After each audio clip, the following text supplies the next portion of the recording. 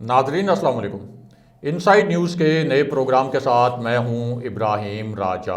और आज हम बात करेंगे कि army chief general Qamar Javed Bajwa की एक और एक्सटेंशन के मुतल्लिक क्या दावे किए जा रहे हैं, इन दावों की बुनियाद क्या बताई जा रही है, इन दावों में ये क्यों कहा जा रहा है कि जनरल बाजवा को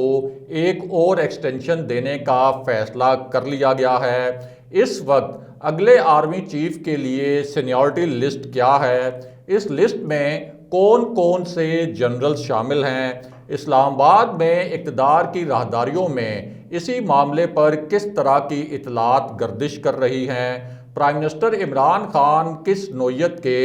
अहम फैसले करने वाले हैं, शहबाज शरीफ इसी पूरी सिचुएशन में किस तरह का पुरस्कार खेल खेल रहे हैं, मरियम नवाज को एक मखसूस जनरल को सिंगल आउट करने का इशारा कहां से मिला और इस वक्त पर्दे के पीछे क्या खेल चल रहा है। हमारे जिन दोस्तों ने अब तक हमारे चैनल को सब्सक्राइब नहीं किया उनसे हम कहेंगे कि हमारे चैनल को सब्सक्राइब कर लें ताकि उन्हें अहम मालूमात बर वक्त मिलती रहें। अब वापस आते हैं आज के मौजू पर, यानी इस्लामाबाद की इक़्तिदार की राहदारियों में army chief general Qamar Javed Bajwa की एक और एक्सटेंशन के मुतल्लिक क्या दावे किए जा रहे हैं और ये दावे किन हलकों की जानिब से सामने आए हैं और प्राइम मिनिस्टर इमरान खान किस नोयत के अहम फैसले करने वाले हैं। सबसे पहले आपको बताते हैं कि एक इंतहाई अहम इजलास में किस किस्म के हसास मामले पर बहुत ही मानीखेज किस्म के फैसले किए गए, क्योंकि इस इजलास में एक हिकमत अमली को फाइनल किया जाना था और इससे पहले कुछ अरसा पहले जो फैसले किए गए थे उन फैसलों में कुछ तब्दीलियां भी की जानी थीं। और इस अहम मीटिंग के लिए और इस अहम इजलास के लिए मियां नवाज शरीफ अपनी लंदन वाली रिहाइशगाह से हसन नवाज के दफ्तर पहुंचे और इस मीटिंग से पहले हसन नवाज के दफ्तर में मौजूद जो सियासी कारकुन थे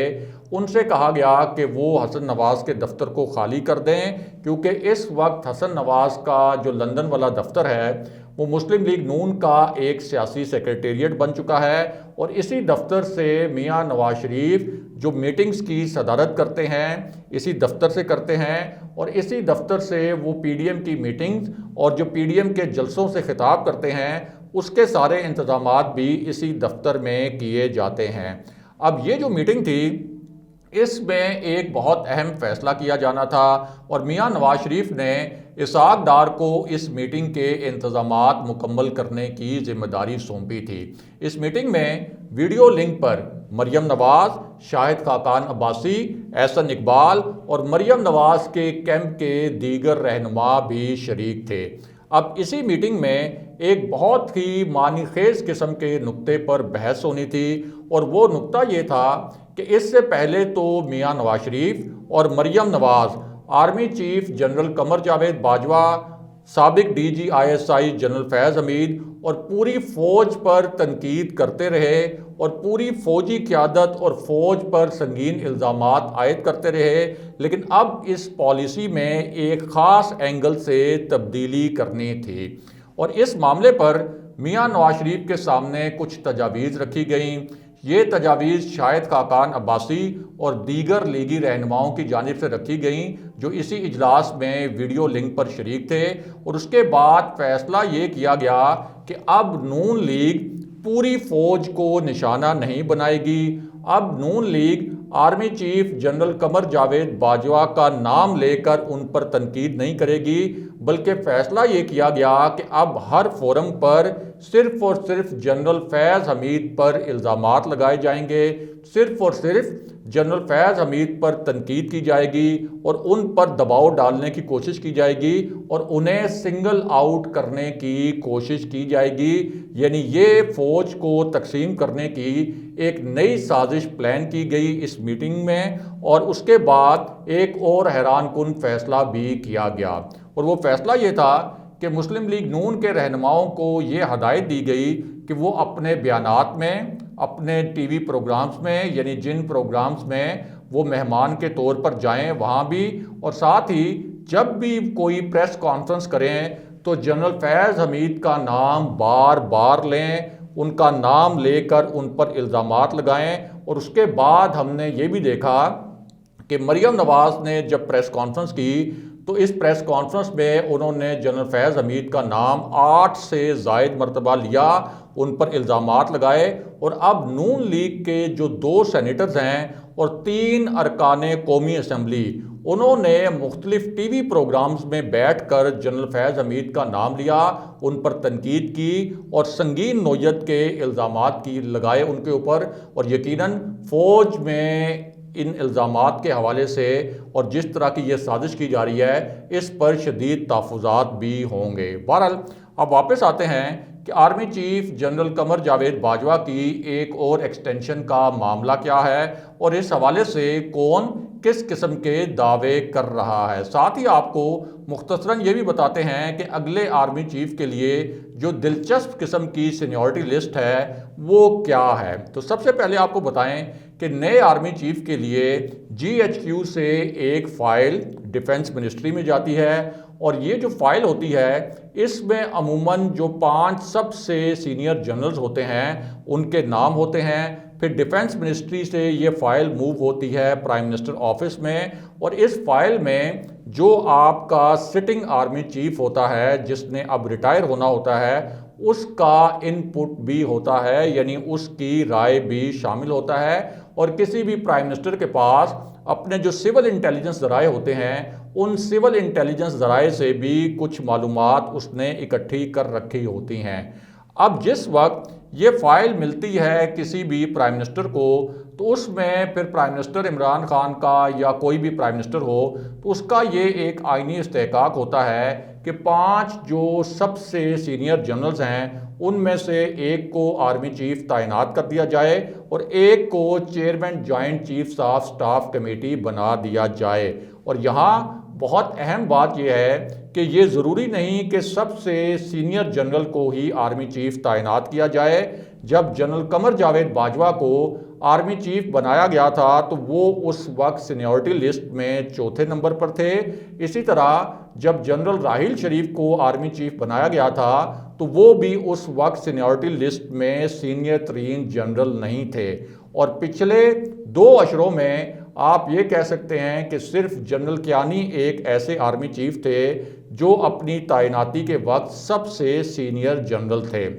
یہاں بہت اہم بات یہ ہے کہ پاک فوج میں ایک عام روایت یہ سمجھی جاتی ہے کہ جب بھی کوئی جنرل سپر سیڈ ہوتا ہے تو وہ رضاکارانہ طور پر خود ریٹائر ہو جاتا ہے۔ یہ کسی قانون کے تحت تو لازم نہیں، نہ ہی کسی جنرل پر کوئی دباؤ وغیرہ ہوتا ہے کہ وہ ریٹائر ہو جائے، لیکن زیادہ تر جو جنرلز ہیں جب وہ سپر سیڈ ہو جاتے ہیں تو وہ ریٹائرمنٹ لینے کو ترجیح دیتے ہیں۔ جب جنرل قمر جاوید باجوہ کو آرمی چیف بنایا گیا تھا تو اس وقت جنرل اشفاق ندیم سب سے سینئر جنرل تھے،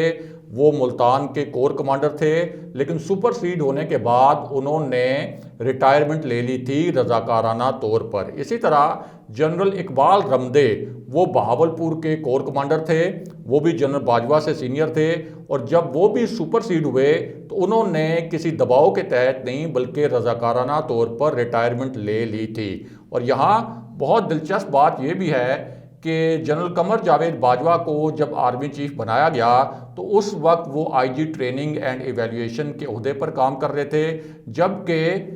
جب جنرل باجوہ بھی IG ٹریننگ اینڈ ایویلیویشن کے عہدے پر کام کر رہے تھے جب ان کو آرمی چیف بنایا گیا، اور راحیل شریف کو جب آرمی چیف بنایا گیا تھا تو وہ بھی IG ٹریننگ اینڈ ایویلیویشن کے عہدے پر ہی کام کر رہے تھے۔ اب اس پوری صورتحال میں جو سینیورٹی لسٹ ہے اس کے مطابق نومبر 2022 میں جو جنرل سب سے سینئر ہوں گے ان کے متعلق آپ کو بتاتے ہیں، کیونکہ جنرل باجوہ کا جو دوسرا ٹینیور ہے اگر یہ اپنے وقت پر ختم ہوتا ہے، یعنی ان کی جو مدت ملازمت میں توسیع کی گئی تھی اگر یہ وقت پر دوسرا ٹینیور ختم ہوتا ہے تو پھر جنرل باجوہ کا یہ ٹینیور بنتا ہے 29 نومبر 2022 تک۔ اب 29 نومبر 2022 سے پہلے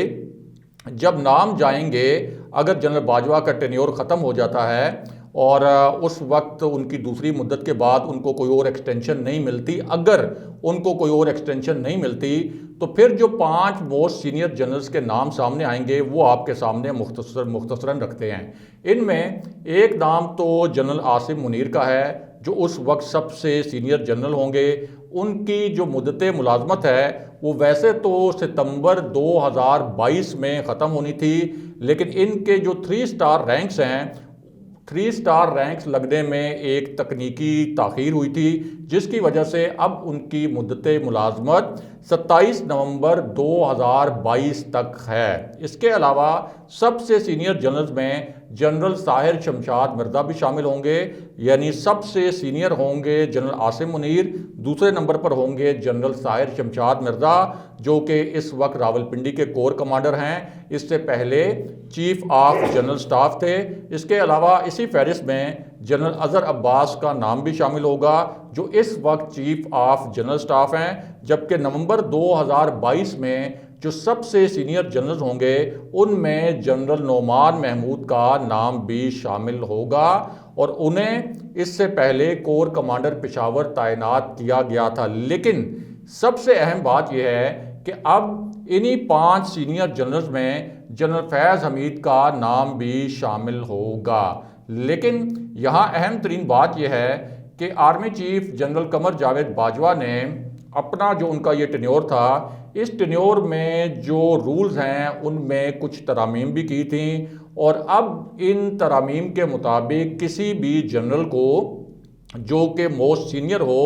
اس کو اگر آرمی چیف کے لیے ایلیجیبل بننا ہے تو یہ بہت ضروری تھا کہ وہ 1 سال تک کور کمانڈ کرے، یعنی اس کا کور کمانڈ کرنے کا جو عرصہ ہے وہ 1 سال تک ہو، تو تب وہ ایلیجیبل ہو سکتا ہے اگلے آرمی چیف کے لیے۔ اب جنرل فیض حمید 20 نومبر سے پشاور کور کی کمانڈ سنبھال چکے ہیں، اور اگلے سال 29 نومبر تک ان کا کور کمانڈ کرنے کا جو 1 سال کا تجربہ ہے، جو مینڈیٹری ہے کہ آپ کو آرمی چیف کے لیے ایلیجیبل اگر ہوں گے تو 1 سال کا جو کور کمانڈ کرنے کا تجربہ ہے وہ بھی مکمل ہو جائے گا اگلے سال 29 نومبر تک۔ لیکن اس معاملے میں ایک ٹوسٹ بھی ہے، اور وہ ٹوسٹ یہ ہے کہ اس وقت اسلام آباد کی جو اقتدار کی راہداریاں ہیں وہاں کچھ مخصوص قسم کی اور بڑی معنی خیز قسم کی اطلاعات گردش کر رہی ہیں، اور ان اطلاعات کے مطابق جنرل باجوہ کو ایک اور ایکسٹینشن بھی دی جا سکتی ہے،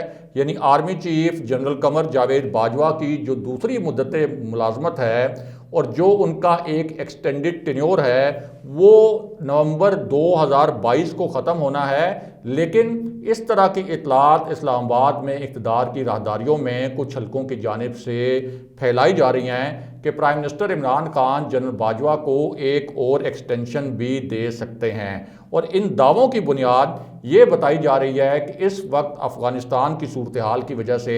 پاکستان کو جس قسم کے سیکیورٹی چیلنجز درپیش ہیں، پھر پاکستانی طالبان کے ساتھ جو مذاکرات کا ایک بہت پیچیدہ عمل چل رہا ہے جو پاکستان کی قومی سلامتی کے حوالے سے انتہائی اہم سمجھا جا رہا ہے، اور اس کو ایک بہت ہی کلیدی فیصلہ سمجھا جا رہا ہے، اس وجہ سے یہ معاملہ بھی بہت حساس بھی ہے اور بہت ہی زیادہ اہم بھی، اور یہ بھی کہا جا رہا ہے کہ بھارتی ایجنسیاں افغانستان کی نئی صورتحال میں پاکستان کے اندر ایک نئی گریٹ گیم پلان کر رہی ہیں، ایک نیا گھناؤنا کھیل بھی پلان کر رہی ہیں۔ تو اس پوری صورتحال میں دعوے یہ کیے جا رہے ہیں کہ army chief general Qamar Javed Bajwa کو جس طرح سے پہلے اس خطے کے ایک سیکیورٹی انوائرمنٹ کی وجہ سے ایکسٹینشن دی گئی تھی، ایک مرتبہ پھر ان کو ایکسٹینشن دی جا سکتی ہے، لیکن اس معاملے میں بھی ایک اہم موڑ ہے اور ایک دلچسپ موڑ ہے، اس کے متعلق آپ کو مختصراً بتاتے ہیں۔ اور وہ موڑ یہ ہے کہ 2020 میں آرمی ایکٹ میں تبدیلی کر کے آرمی چیف کی عمر کی جو زیادہ سے زیادہ حد ہے وہ 64 برس مقرر کر دی گئی تھی، یعنی 2020 میں آرمی ایکٹ میں جو تبدیلی ہوئی تھی اس کے تحت کسی بھی آرمی چیف کی عمر کی جو میکسیمم لمٹ ہے، جو زیادہ سے زیادہ حد ہے، وہ 64 برس مقرر کی گئی تھی۔ اب اس کا مطلب یہ ہے کہ اگر جنرل باجوہ کو ایک اور ایکسٹینشن ملتی بھی ہے، اگر ان کی مدت ملازمت میں ان کو ایک مرتبہ پھر توسیع ملتی بھی ہے، تو تب بھی یہ ایکسٹینشن 3 سال کی نہیں ہوگی اور نومبر 2024 میں وہ 64 برس کی عمر کو پہنچنے کے بعد ریٹائر ہو جائیں گے۔ اور اگر انہیں 3 سال کی ایکسٹینشن دینے کا فیصلہ کیا جاتا ہے، یعنی اگر یہ فیصلہ کیا جاتا ہے کہ ان کو 3 سال کی ہی ایکسٹینشن دینی ہے، جس طرح سے اس سے پہلے جنرل باجوہ کو 3 سال کی ایکسٹینشن دی گئی تھی، تو پھر یہ جو رولز ہیں ان میں مزید ترامیم کرنا لازمی ہو جائے گا۔ اگلے پروگرام تک کے لیے خدا حافظ۔